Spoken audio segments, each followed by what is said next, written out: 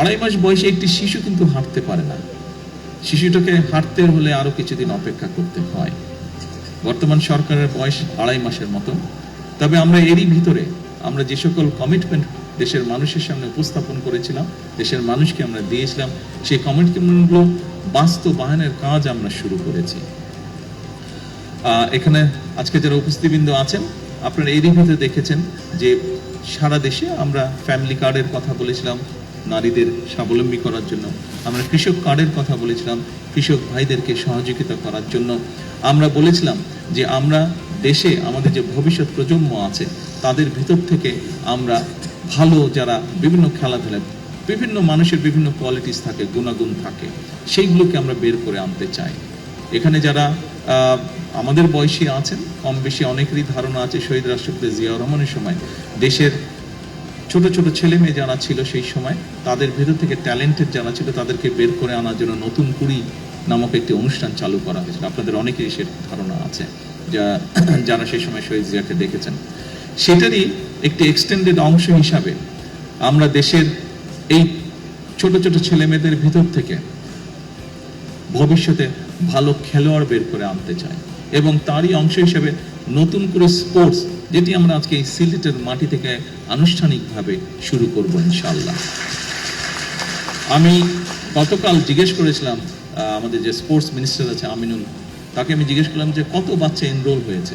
ও আমাকে যেটা জানিয়েছে সারা দেশে, এটি আজকে অনলাইনে এখানে উদ্বোধন করব, সারা দেশেই প্রায় সবগুলো জেলাতেই এটা উদ্বোধন হবে। সারা দেশে প্রায় 1,30,000 বাচ্চা গত পরশুদিন পর্যন্ত এনরোল করেছে। কাজেই উপস্থিতিবৃন্দ, আমরা এই 1,30,000 বাচ্চার ভিতর থেকে নিশ্চয়ই 7-8টি ওরা স্পোর্টস ঠিক করেছে।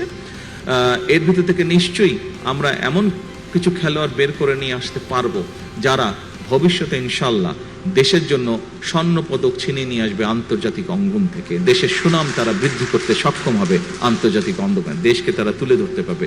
ক্রিকেট যেরকম আজকে আমাদেরকে বিশ্ব দরবারে তুলে ধরেছে বাংলাদেশকে, বাংলাদেশের জন্য সম্মান নিয়ে এসছে, মেয়েদের ফুটবল টিম যেরকম কয়েকদিন আগে দেশের জন্য আন্তর্জাতিক সম্মান বয়ে নিয়ে এসছে, এভাবে আমাদের ছেলেমেয়েরা দেশের জন্য ভবিষ্যতে ইনশাল্লাহ সম্মান বয়ে নিয়ে আসতে পারবে।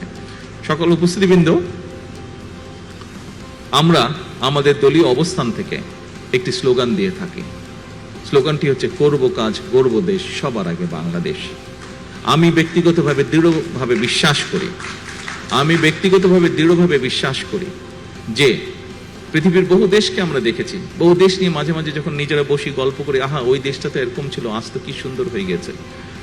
আমি দৃঢ়ভাবে বিশ্বাস করি পরিশ্রম যদি আমরা করি তাহলে আমাদের দেশটিকে আমরা তাদের মতন করে গড়ে তুলতে পারবো। এবং এই আত্মবিশ্বাস নিয়ে এই সরকার যাত্রা শুরু করেছে, তার কার্য পরিচালনা শুরু করেছে। এবং এই আত্মবিশ্বাস আমি মনে করি আজ আমরা যাত্রা শুরু করেছি, এই কাজগুলোকে দেশ এবং দেশের মানুষের জন্য যে কাজগুলো আমরা শুরু করেছি, আমাদের ভবিষ্যৎ প্রজন্ম সেই কাজগুলোকে ইনশাল্লাহ এগিয়ে নিয়ে যেতে পারবে এবং আমরা আমাদের একটি প্রত্যাশিত বাংলাদেশ গঠন করতে সক্ষম হব ইনশাল্লাহ একদিন।